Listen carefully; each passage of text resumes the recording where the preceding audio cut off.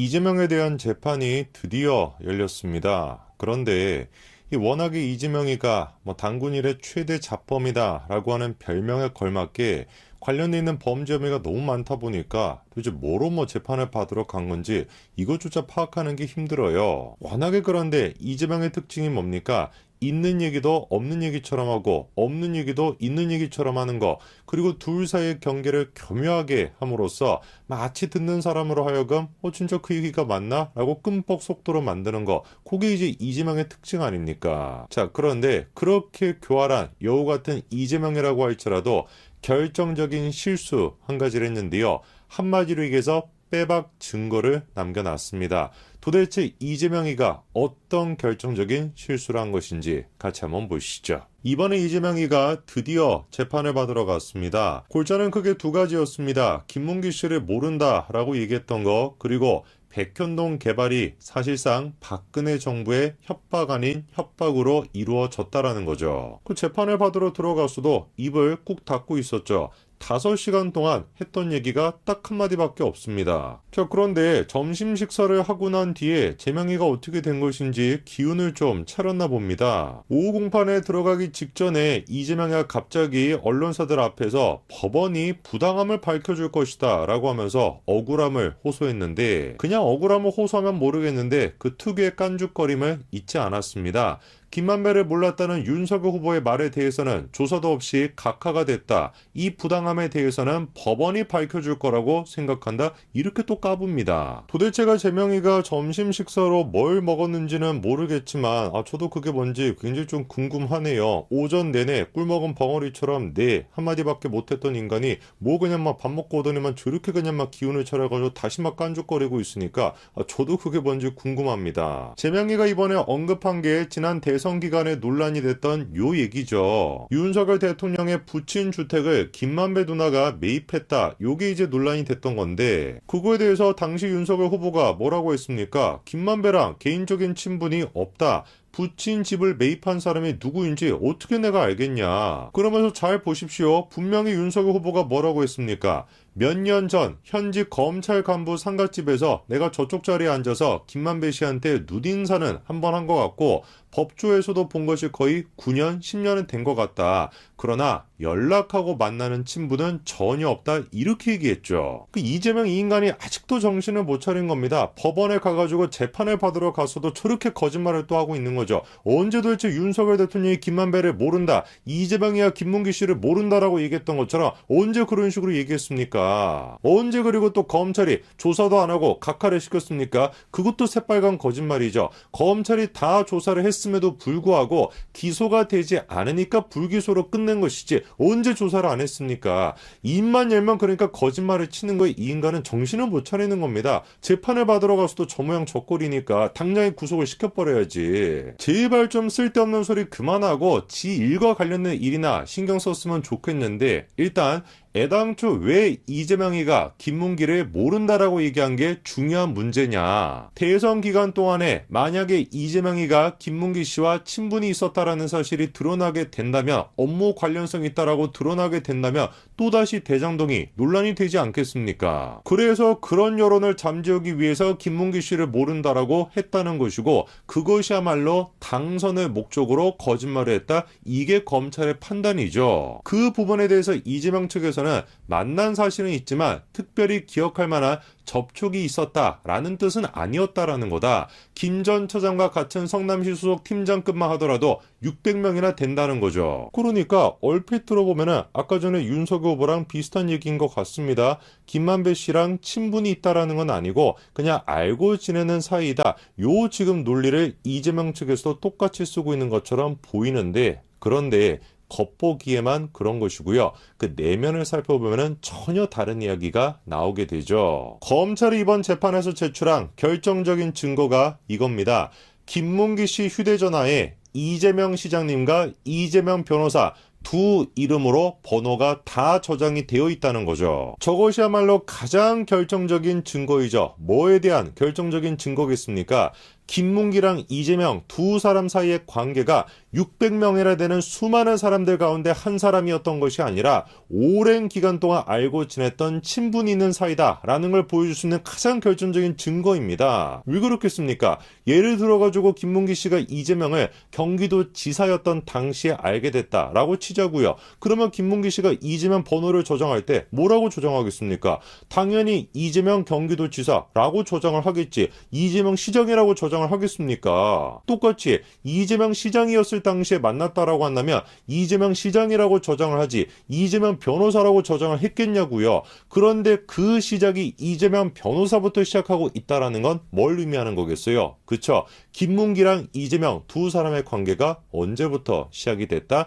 이재명이가 변호사였던 그때부터 시작이 됐다라는 뜻이죠. 그렇게 결정적인 증거가 나오니까 이재명 측에서 뭐라고 합니까? 뭐 할 말이 없죠. 전화번호를 왜 여기서 말하느냐? 이재명 번호를 왜 여기서 공개하냐? 뭐 이런 얘기밖에 못합니다. 그리고는 교묘하게 말을 바꿔가지고 김문기 모른다라고 얘기했던 건 친하지 않다라는 뜻이다. 이런 식으로 항변하고 있죠. 검찰은 이번에 결정적인 증거를 통해서 이재명과 김문기 두 사람의 관계가 굉장히 친밀했다라는 걸 보여줬죠. 그리고 남아있는 또 다른 한 가지가 뭐였습니까? 백현동 개발과 관련된 문제였죠. 즉 백현동 용도 변경은 박근혜 정부 국토부의 협박 때문에 어쩔 수 없이 한 것이다 라는 것인데 이미 저 내용은 당시 공문을 통해서도 새빨간 거짓말이었다는 게 다 파악이 됩니다. 그런데 여기서 우리가 주목해봐야 되는 한 가지 포인트가 있어요. 이재명이가 했던 얘기 국토부의 압박 때문에 어쩔 수 없이 했다. 요게 이제 문제가 되거든요. 그도 그럴 것이 압박을 당했다라고 하는 건 어떤 객관적인 사실에 대한 얘기가 아니라 주관적인 감정적 판단에 대한 얘기 아닙니까? 그렇기 때문에 이재명 본인 스스로가 뭐 그냥 정상적인 공문이 왔다라고 할지라도 나는 압박을 당한 건데 라는 식으로 뭐 얘기할 수도 있겠죠. 뭔가 빠져나갈 만한 구멍이 있어 보입니다. 그런데 여기에서 재명이가 가장 결정적인 실수를 했어요. 정확하게 이재명이가 뭐라고 했습니까? 이걸 가지고 만약에 안 해주면은 직무유기 이런 걸 문제 삼겠다고 협박했다. 요렇게 얘기했거든요. 결정적인 재명이의 실수가 뭐였던 겁니까? 협박을 당했다라고 표현한 것이 아니라 직무유기 이런 걸 문제 삼겠다고 협박했다. 요게 이제 실수였던 겁니다. 그냥 이재명이가 그때 당시에 내가 압박감을 느꼈다, 협박을 당했다라고 얘기를 했다면은 그냥 주관적인 감정 판단으로 빠져나갈 수도 있었을 겁니다. 그런데 박근혜 정부가 그냥 협박을 한 게 아니라 뭐로 협박을 했다는 거예요? 직무유기로 협박을 했다는 거죠. 이거는 뭡니까? 객관적인 사실 판단의 영역에 들어가게 되는 거예요. 정확하게 그런데 이재명이가 박근혜 정부가 직무유기를 문제 삼겠다라고 얘기했으니까 빼도 박도 못하고 이거는 정확하게 뭐가 되는 거예요? 허위사실이 될 수밖에 없다는 것이죠. 이재명이가 이번에 재판을 받으러 간 게 꽤나 화제가 되고 있는데요. 근데 지난번에 검찰 출석을 할 때와 비교해가지고 별다른 이벤트가 딱히 없었거든요. 개딸 친구들이 모인 것도 아니었고 모여봤자 100명도 채 안 모인 것 같던데 별로 딱히 이벤트가 없었습니다. 그 궁금해지는 거겠죠. 지난번에 비해서 별로 특별할 것도 없는 것 같은데 왜 이번 재판에 대해서 이렇게나 관심이 높은 것일까? 이유는 간단합니다. 이번에 이재명이가 재판을 받을 때 그 범죄 혐의 때문에 그런 거거든요. 근데 이 범죄 혐의를 생각해보면 또 이상한 게 있습니다.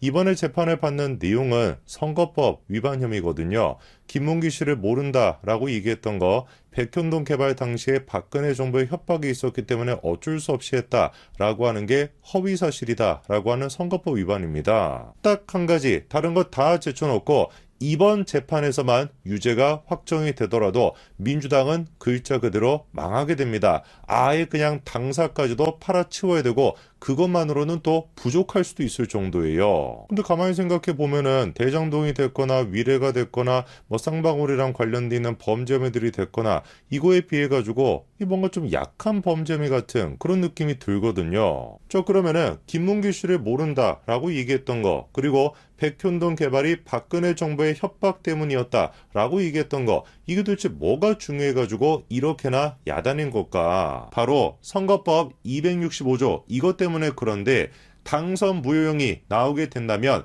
선관위로부터 반환받은 선거 기탁금, 보전받았던 선거 비용, 이 모든 것들을 토해내야 됩니다. 그렇게 민주당이 토해내야 되는 금액이 얼마냐? 무려 434억이라는 거죠. 사실 그러니까 민주당 입장에서도 지금 급할 수밖에 없는 거예요. 뭐 대장동이 됐거나 위례가 됐거나 쌍방울이 됐거나 이런 것들 어떻습니까? 이재명 개인 차원의 문제거든요. 그런데 이 지금 선거법 위반 혐의 같은 경우는 민주당이랑 직접적으로 연관이 되는 겁니다. 왜? 민주당이 만들었던, 민주당이 내보냈던 대선 후보니까 대선 후보에 대한 책임은 당연히 누가 져야 되는 거예요? 민주당이 져야 되는 거거든요. 말이 지금 뭐 한두 푼도 아닌 것이고 434억, 뭐 어마어마하게 큰 돈 아닙니까? 이거를 토해내야 된다? 민주당 당사를 팔고 나서도 아마 부족할 거예요. 그래서 이미 이 문제에 대해서 작년부터 앙숙이라고 할 수 있는 이재명과 전해철까지도 뭉쳐서 의논을 했었는데, 야 진짜 막 전해철이라고 하는 인간은 이재명이한테 이 뭐 앙숙 수준인 것이 아니라 뭐 원수 중에 원수 아니겠습니까? 과거에 이미 이재명의 정치 생명을 끝장낼 수 있었던, 그리고 대선 기간에도 끝장을 냈었던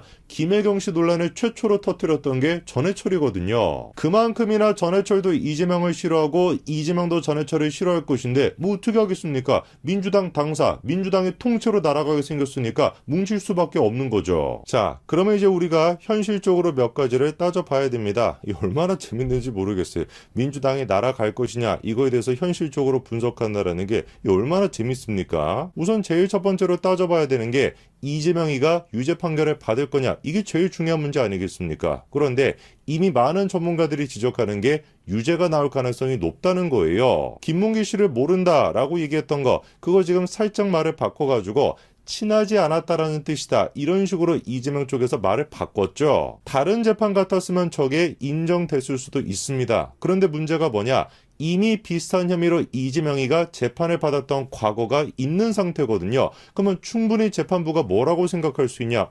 이 자식 봐라, 이거 의도적으로 이렇게 뭔가 속임수를 쓰네 라고 생각하면 충분히 유죄가 나올 수도 있습니다. 그리고 백현동 개발 같은 경우도 압박을 당했다, 협박을 당했다, 이거야 그래요, 뭐 주관적인 판단이다 라고 치더라도 직무유기를 언급했던 거, 이거는 객관적인 사실 판단의 영역이기 때문에 100% 유죄가 나올 수밖에 없습니다. 둘 중에 한 가지만 걸리면 되는 거거든요. 김문기 씨가 됐거나 백현동 개발이 됐거나 둘 중에 한 가지만 유죄가 나오더라도 민주당은 진짜 망하게 되는 겁니다. 그러면 현실적으로 민주당이 434억이라고 하는 어마어마하게 큰 금액을 토해낼 수 있는 현실적인 능력이 있는가, 요거를 또 따져봐야 되겠죠. 월간 조선에서 작년 6월달 민주당의 재정 상태에 대해서 공개했었는데 보니까 부지로 125억 정도, 그리고 건물값이 67억 정도가 됩니다. 그리고 현금으로 가지고 있는 돈이 258억 정도가 되고 돈 많습니다.